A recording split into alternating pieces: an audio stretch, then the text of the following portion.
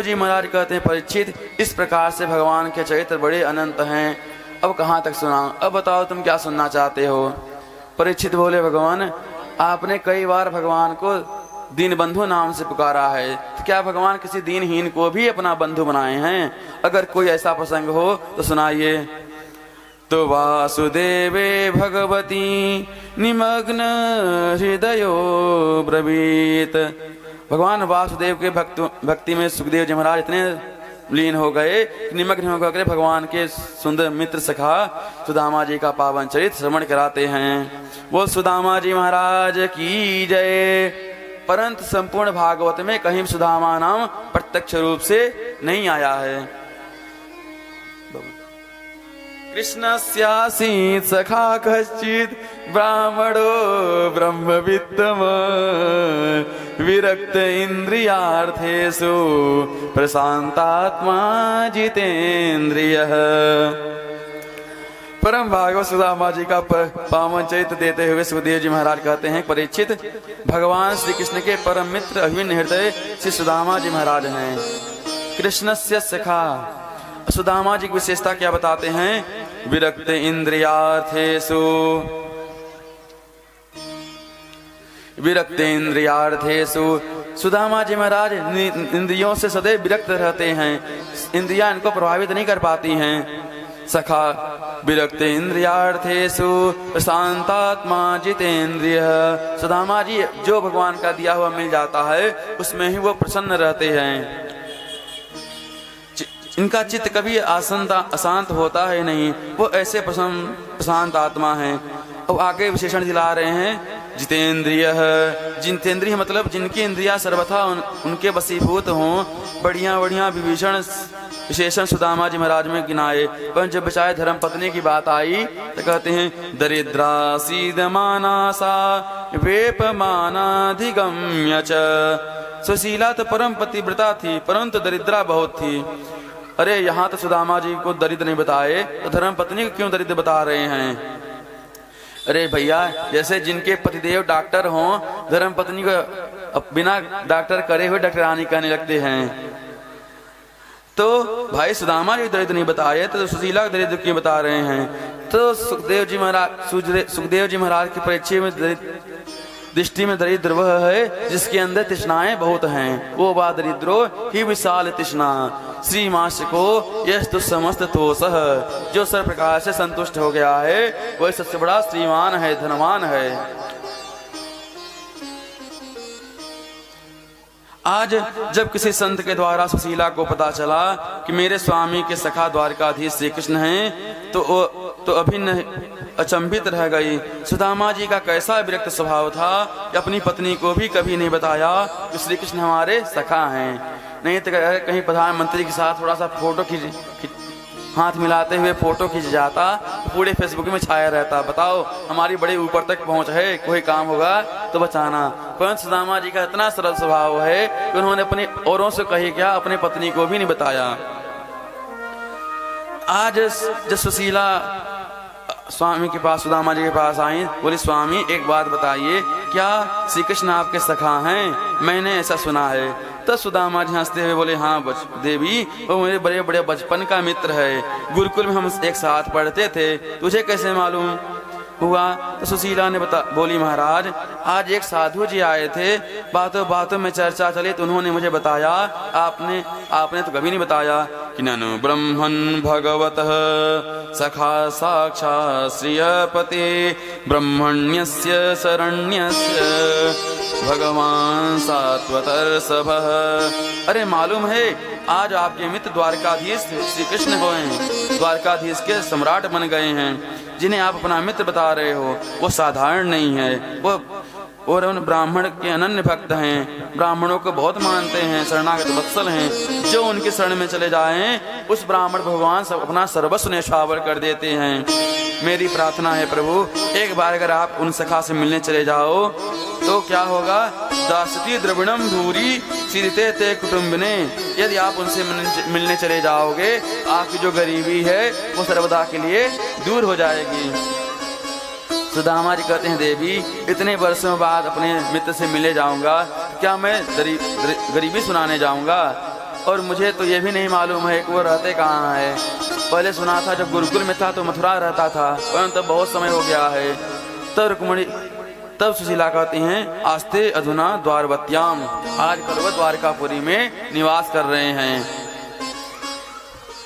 बड़ी महिमा है द्वारकापुरी में उनकी। स्वामी इसलिए अपने लिए नहीं सही, एक बार मेरे लिए जरूर जाइए। क्या अपने आप सखा से मिलने की इच्छा आपके मन में नहीं हो रही है? सुदामा जी बोले अरे बाबरी, तूने खूब मन की बात कही, मिलने की तो बहुत इच्छा हो रही है, पर और तू कह रही है तो हमारे मन में भी उतावलापन आ रहा है। परंतु कई स्थान ऐसे होते हैं जहाँ खाली हाथ नहीं जाना चाहिए। मित्र के घर हो गया, भागवत कथा में हो गया, गुरु के यहाँ हो गया, बहन के यहाँ हो गया, ऐसे स्थानों पर खाली हाथ नहीं जाना चाहिए। जिस दिन तुम मुझे कुछ भेंट देने की व्यवस्था कर दोगी उसी दिन मैं चला जाऊंगा। तब तो सुशीला गई और चाहे ब्राह्मणी घर में जाकर के एक घर से एक मुट्ठी चावल लेकर के आ गई।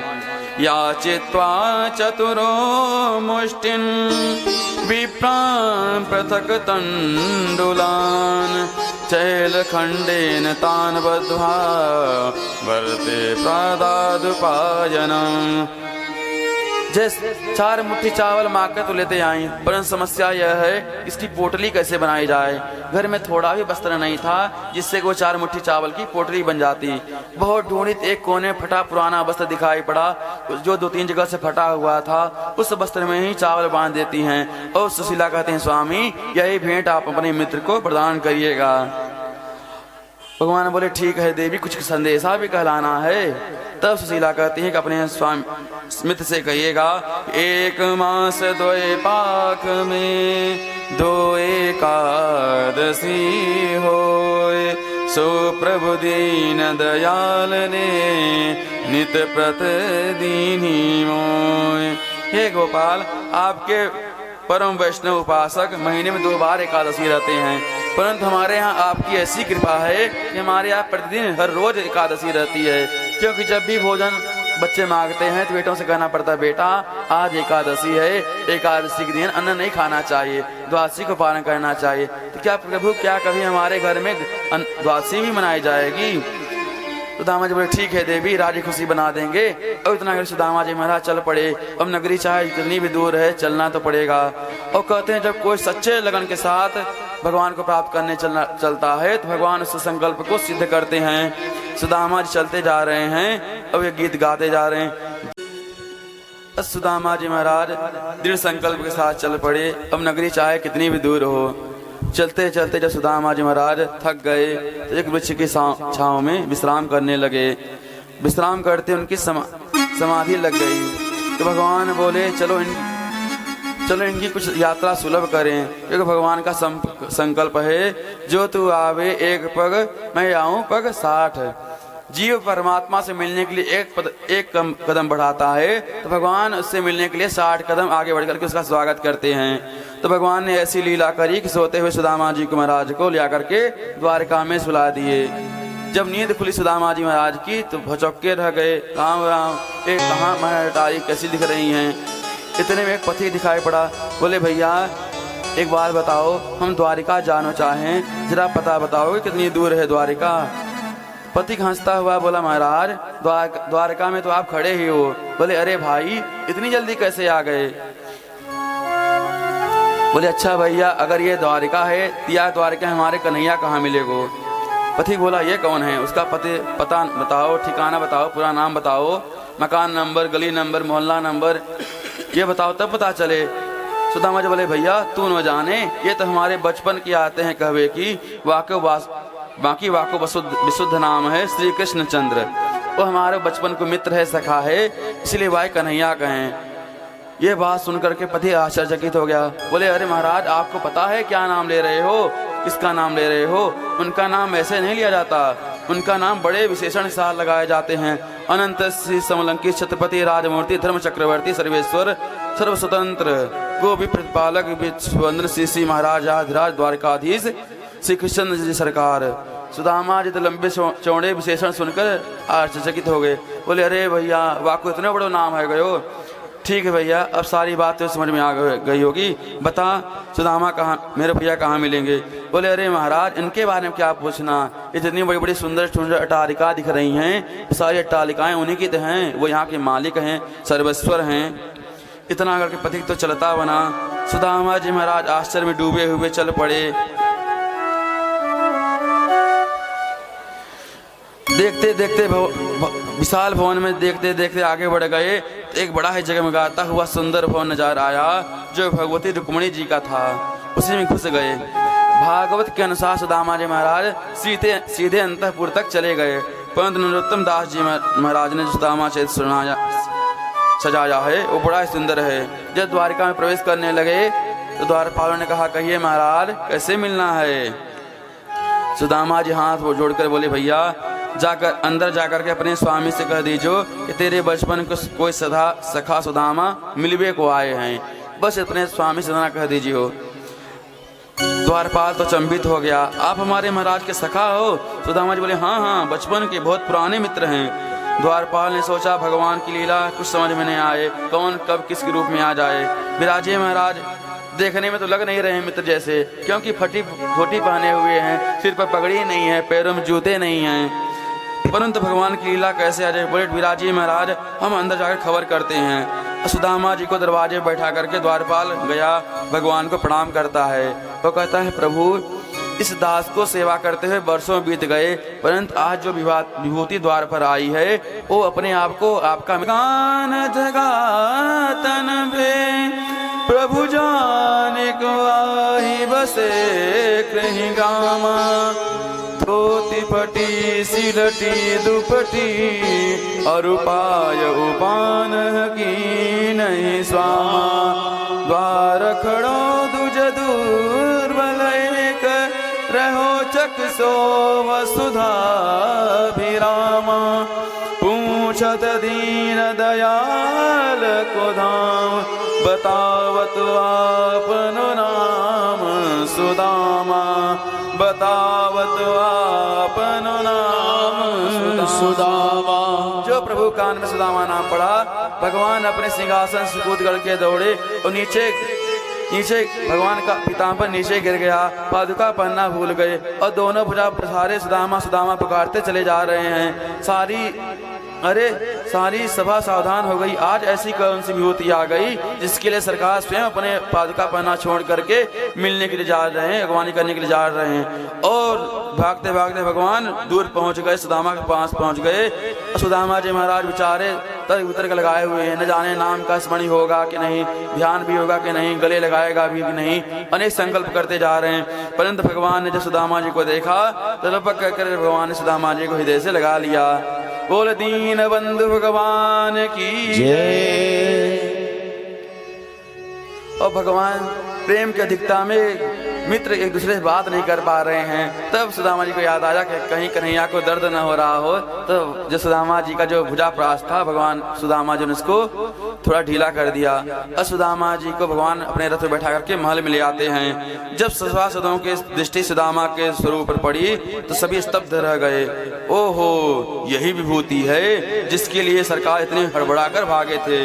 राम राम, जिसके पैरों में जूते चप्पल भी नहीं, तन पर वस्त्र के नाम में एक धोती है, जिस सिर पर पगड़ी भी नहीं, धोती को भी आधी नीचे से फटी है, आधी ऊपर से लपेट रखा है, मात्र जैसे तैसे तन को ढांक पाए हैं। ऐसे अकिंचन के प्रति ऐसे उदार सरकार को आज से पहले कभी नहीं देखा।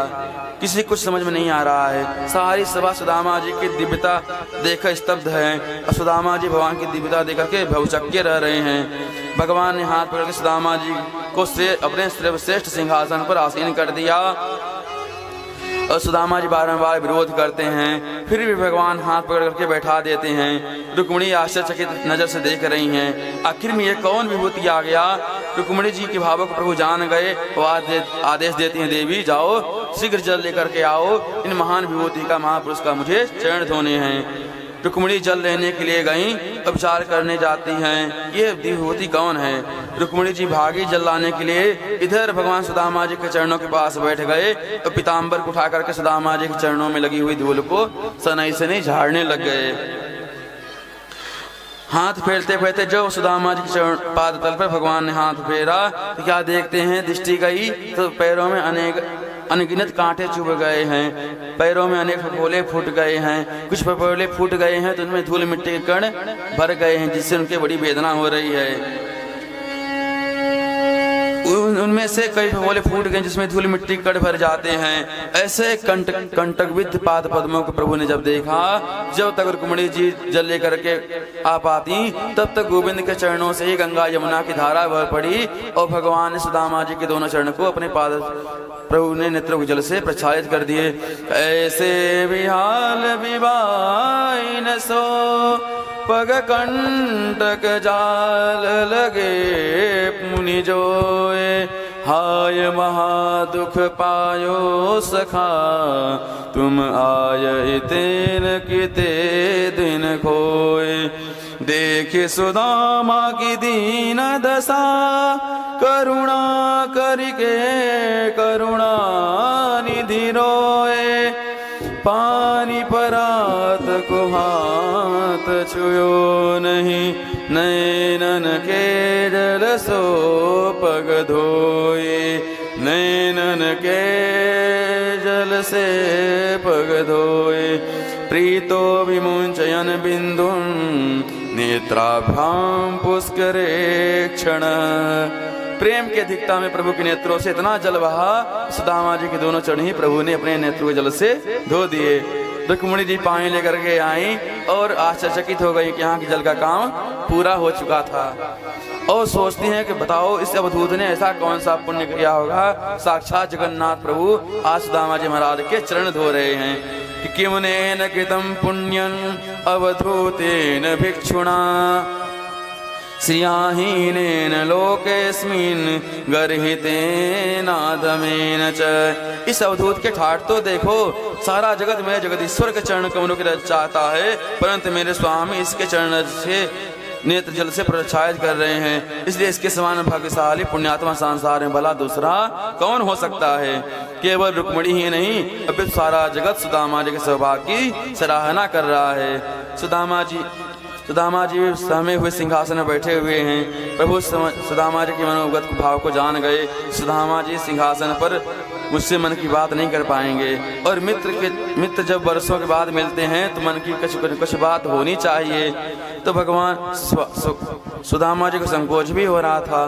प्रभु ने सुदामा जी के हाथ पकड़ करके बोले, मित्र बहुत थके मालूम पड़ रहे हो, चल करके अंतःपुर में थोड़ा विश्राम कर लो। और भगवान सुंदर उनको स्नान कराया, सुंदर वस्त्र पहनाए, सुंदर तिलक लगाया, सुंदर माला धारण करवाए और सुंदर भोजन पवाए, प्रसाद पवाए और दूध के झाग के सुंदर सुकोमल सैया पर शयन कराया श्री सुदामा जी महाराज को। सुदामा जी को लेटकर ऐसा लगा जैसे आज साक्षात क्षीर सुंद में अवगाहन कर रहे हो। आनंद विभोर हो गए, मन आह्लादित हो गया और इतनी खुशी शब्दों में व्यक्त कर नहीं पा रहे हैं। अपने आनंद को भगवान से कुछ कह नहीं बता पा रहे हैं। इतना अपार सुख सुदामा जी महाराज को अनुभव हुआ। प्रभु के स्वभाव को प्रसन्नता के साथ मन में सराहना कर रहे थे, पर कुछ बोल नहीं पा रहे हैं। सुदामा जी शयन करने लगते हैं तो प्रभु चरण दबाने लगते हैं। सुदामा जी महाराज बार बार हाथ पकड़ लेते हैं, परंतु भगवान उनकी बात को मानते नहीं हैं, जबरदस्ती चरण दबाते रहते हैं।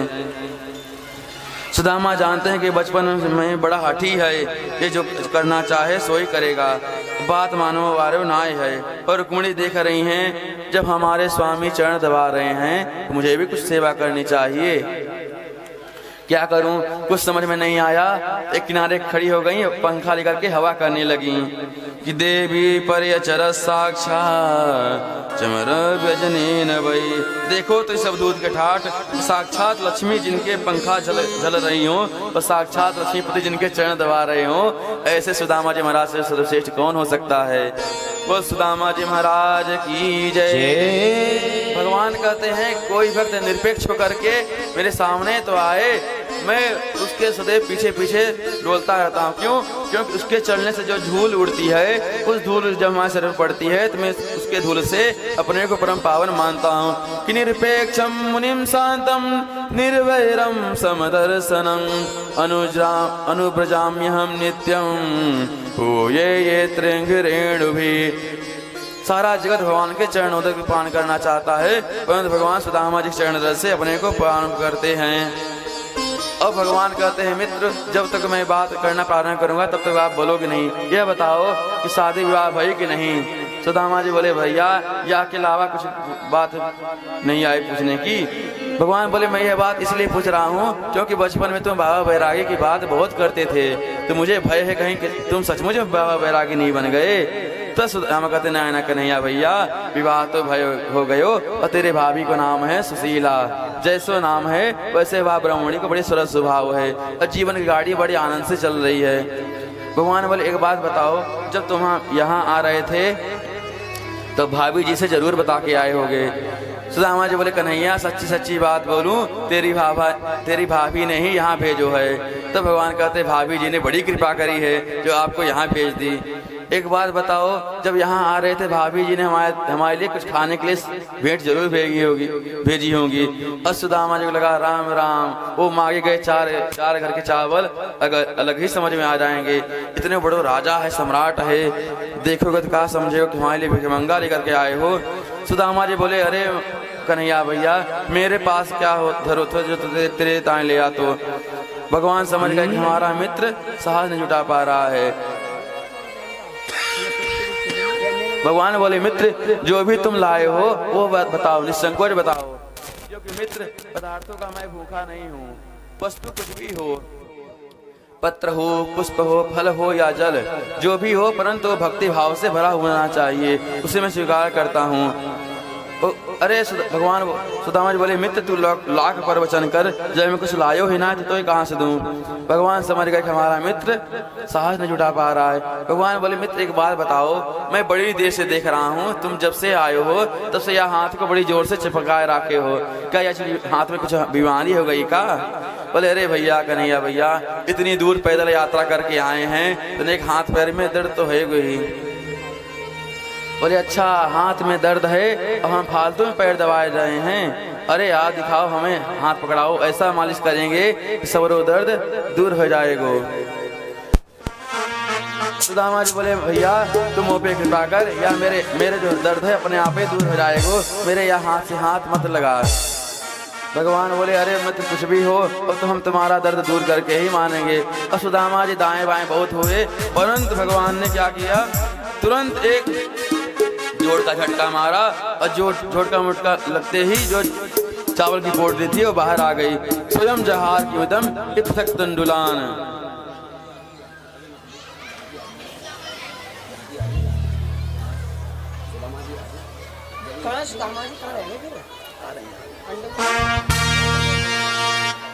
भक्तवत्सल भगवान की जय। बोलिए।